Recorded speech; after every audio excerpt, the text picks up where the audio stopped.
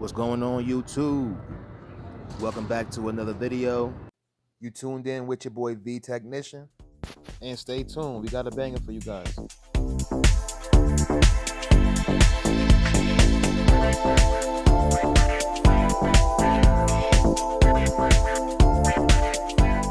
So officially, I haven't driven my Prelude in about 6 to 8 months.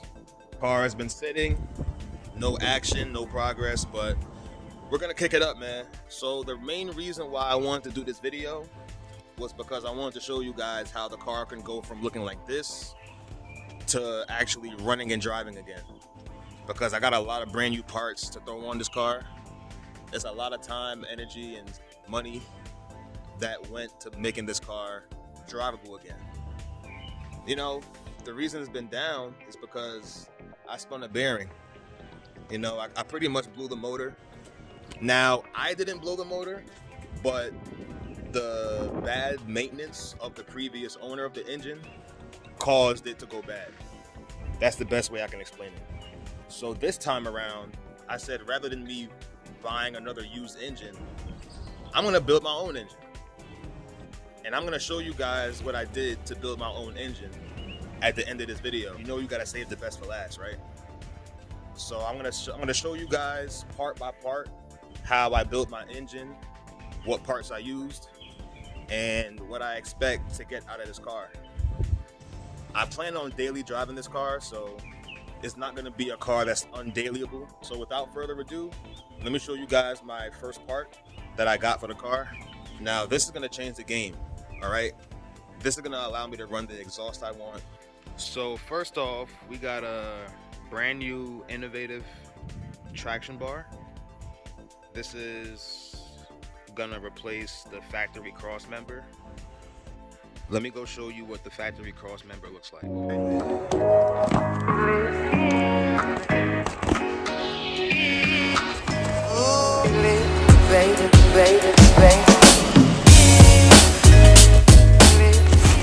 This is my first time seeing it.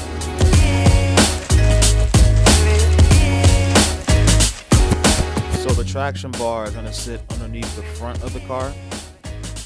You see there's two holes right here and here. So that's underneath the car. The factory traction bar has a small indent right here for the headers.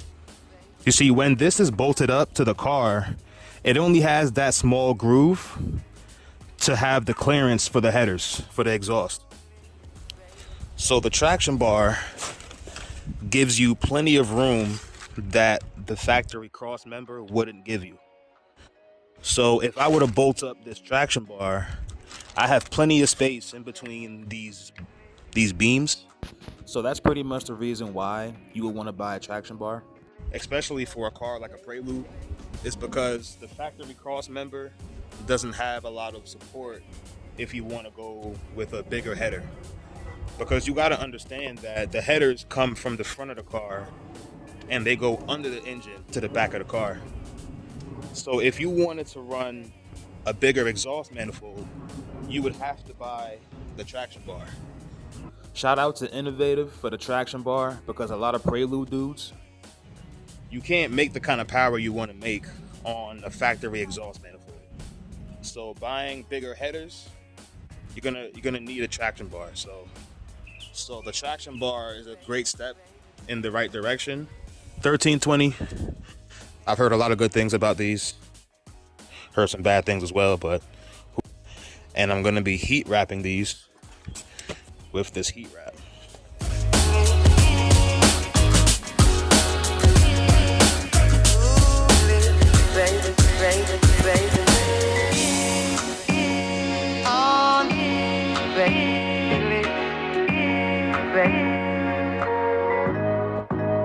I went with the flat black,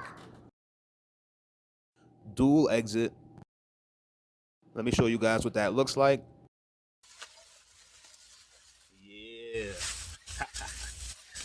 So I went with the vibrant dual exit 3-inch muffler. It's a 3-inch inlet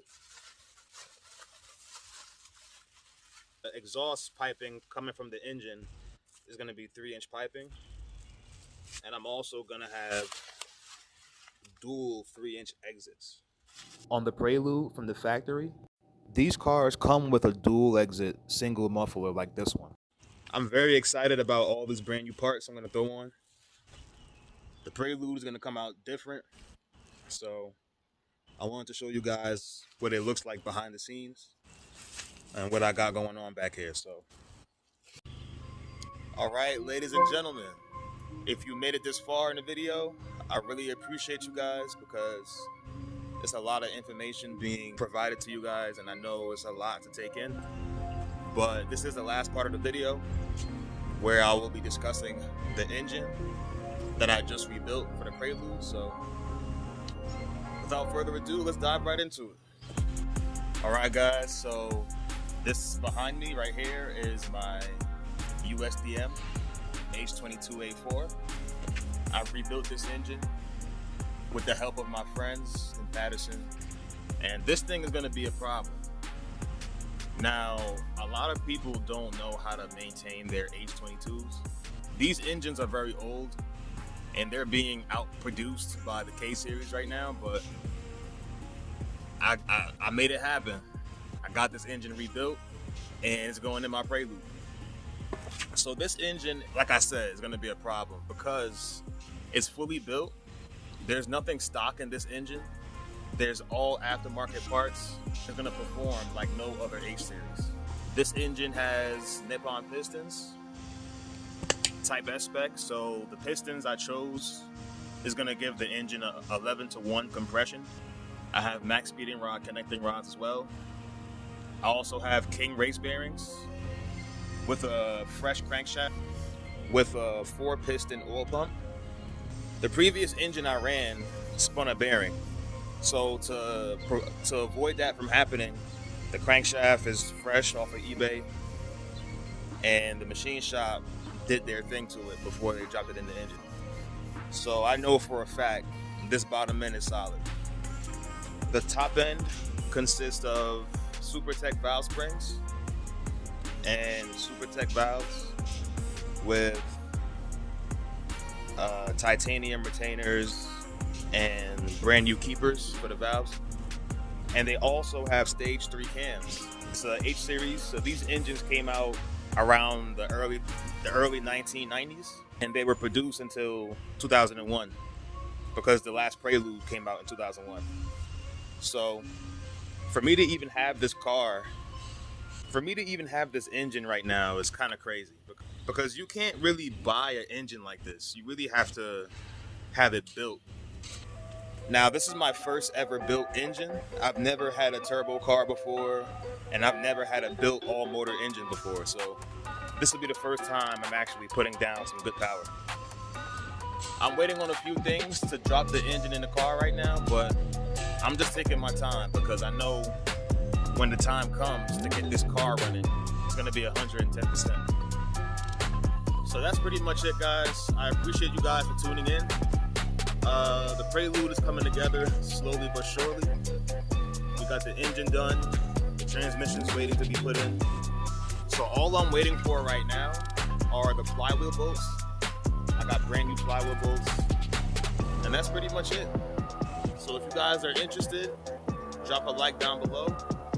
Continue to show support because we only getting started back here, man. Once this car is running, I'm going to be taking trips all over Jersey. I'm going to be going to car meets. I'm going to be doing a lot of data logging and trying to dial the car in as much as possible. Like I said, this car is not going to be stock. You see the engine, you see my clutch kit, you see what I got going on. So don't be surprised when I pull this joint out, man. I'm going to end the video here. I don't want to drag this thing on too long. So again, if you guys have any comments or concerns, drop a like down below, leave a comment. I'll try my best to get back to you as soon as possible. Stay tuned for the next video. I appreciate you guys for tuning in and prepare for that work. Peace.